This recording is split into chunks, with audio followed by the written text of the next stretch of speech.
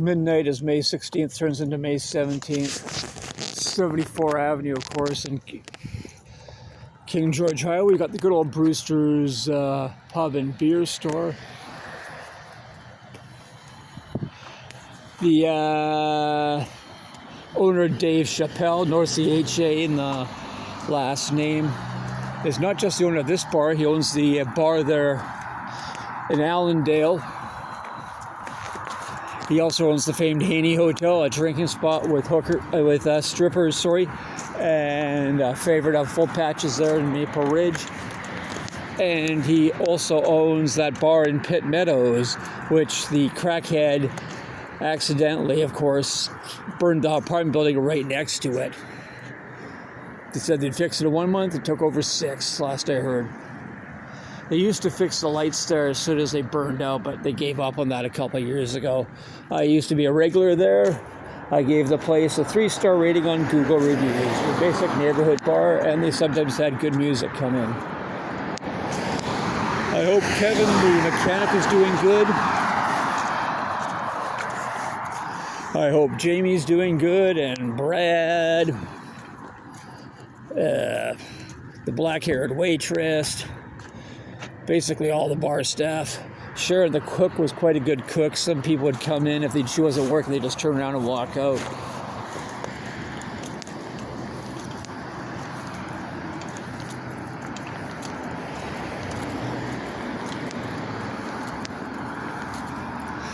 I know the bar waitress that was there from like the age of 19 to 34, she got a job at KPU through one of the regular customers. Hope that worked out for her.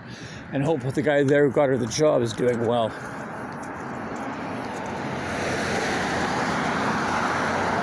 Oh yeah, and there was a waitress there, Hell's Angels. She didn't try to hide it. She wore the Vancouver chapter support jacket right there on shift. She did her job just fine. You never got any bullshit from her. Anyways, yeah, she worked there. When I was in Campbell River, I go to the FYI store, and I'm really surprised because I gave a 5-star review to the FYI store up in Hope. But in Campbell River, it was non-stop talk by some of the staff about crime and HA this, HA that. And one chick says, Dave CHAppelle, while people are saying that the HAney Hotel should get a new manager. Excuse me? Like, the guy owns 4 hotels and pubs. And he's also the head of the Hotel Beverage Association, which is like for licensed establishments that are hotels as opposed to like the Restaurant Association. He's had 2 arsons at his HAney Hotel over the last few years. I've seen the videos of it. I don't have a clue who did it. I can only imagine the ways a bar owner can piss off some guy who comes back for revenge, or it could just be random homeless idiots. Who knows? And I got to give him credit. He donated $100,000 to charity over the years. The first charity approached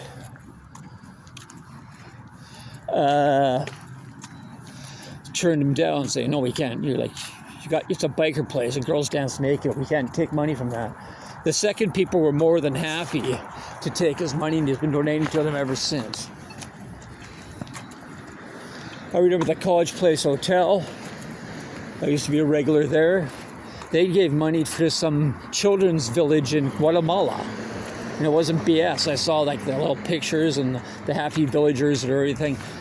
When they closed that place down, they put a big smiling thing from the staff saying, "Goodbye, thanks for all the business over the years, good luck, blah, blah, blah."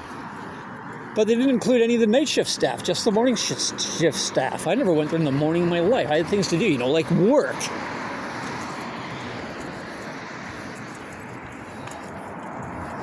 Old Ken Mike of the Hells Angels, I first ran into him there at the College Place Hotel. And the one manager there, I used to see him running around town at various places and at lottery kiosks. What saw a woman with a 7-inch clitoris there on the stage? He occasionally bring in odd things like not the usual strippers there, which made it interesting. Anyways, glad I sobered up.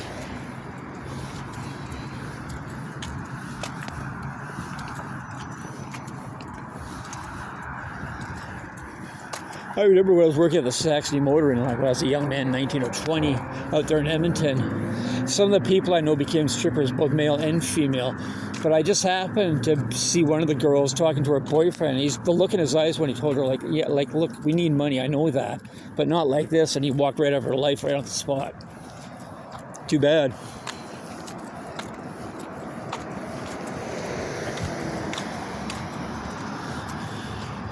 A girl I used to know there, a waitress, in a long-term relationship with the best damn alcoholic around, who lasted one day as a bouncer because someone tired him in the head and they got fired.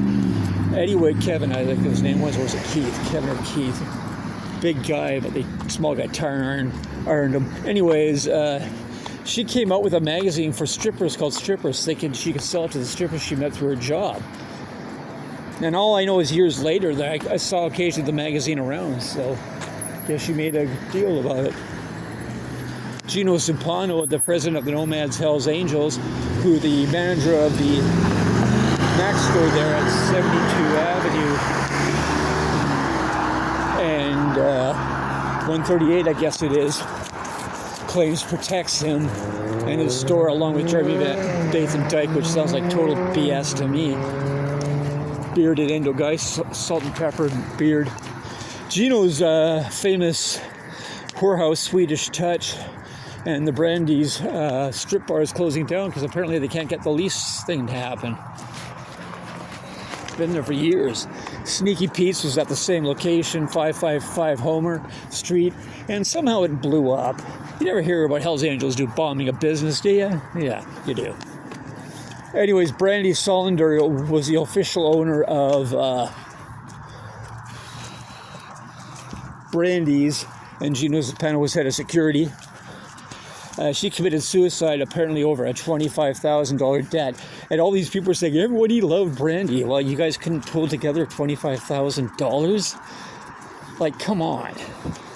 I can go to any bank in town and get 25 grand that day.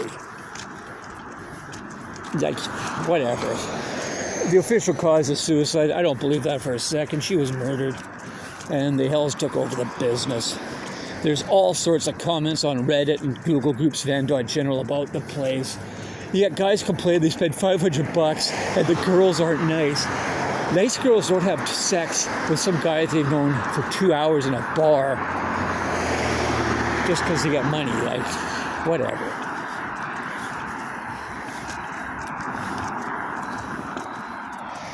Value Auto Repair here is called it a day.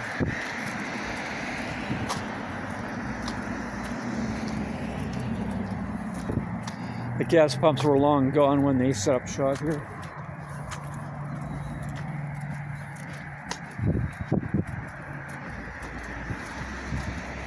This corner here used to be quite sketchy with drug use and homeless people. It took them a while, but they made an effort and they got rid of them. And this mall over here, give them total credit. It used to be the worst mall in Surrey. All sorts of problems. They had a big sign, no loitering, no drugs, no prostitution. They improved it. There's no problems anymore. And they even could take down the sign. Good for them. Way to go. And the bingo parlor was replaced with a gym.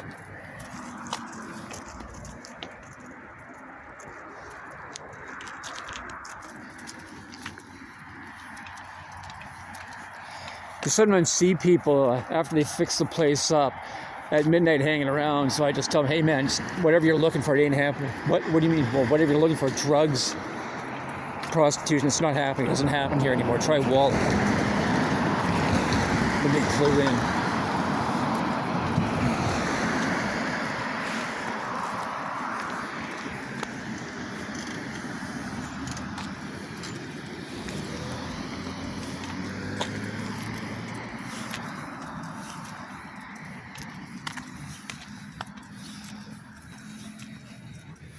Caroline Music has closed down, unfortunately.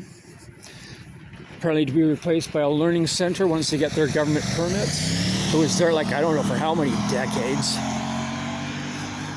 How many pianos can you sell? Like once you buy one piano, it's pretty much good for 30 years.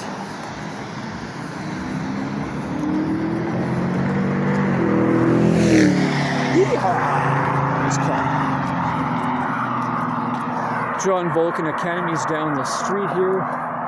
It's closed down and been replaced by an East Indian supermarket of some sort. I went there, it was good deals and such. But then it went all gangster and stuff, and staff crying on the job. It was ridiculous. I posted about it on Van.Journal of Google Groups. And eventually, about 2 years later, it made the mainstream media. I contacted government authorities. Who knows what they did with it, and they never replied. But the 80-year-old man who owns the place lived in Arizona, and he said he was going to fix it up. Then I guess he looked in the mirror and thought, nah, I'll just retire. People would pay $5,000 to get clean.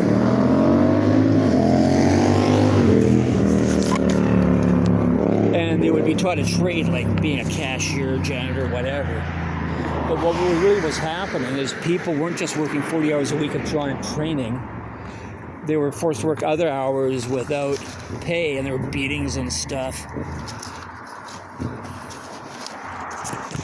I noticed now they have the old Genesis guard shack there, because people would come in there to sell drugs to people. It's like, hey, you're getting clean. Hey, that's great. You stole us $2,000 for the meth. But the security guards are Paladin.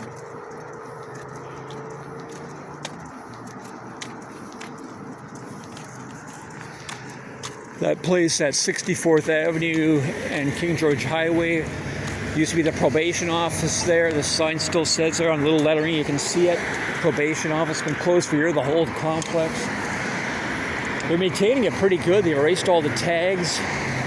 Saw a Paladin security guard there early in the morning, 6 a.m., doing a full walk around the facility. What else do you want the security guard to do?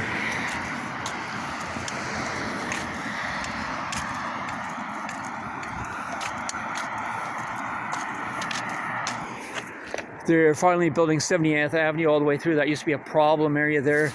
I saw what looked like what had been a rape there, bloody clothing and everything. I told the police department about it. Someone had put a couch there and people would just hang out there. Had nowhere else to go at 4 in the morning. The plan always was to push the road through eventually, and so they finally did.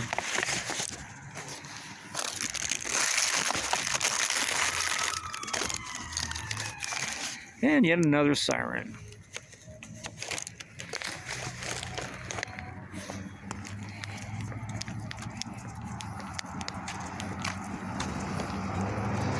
Well, I babbled for 12 minutes. It's more than enough of your time, I'm sure.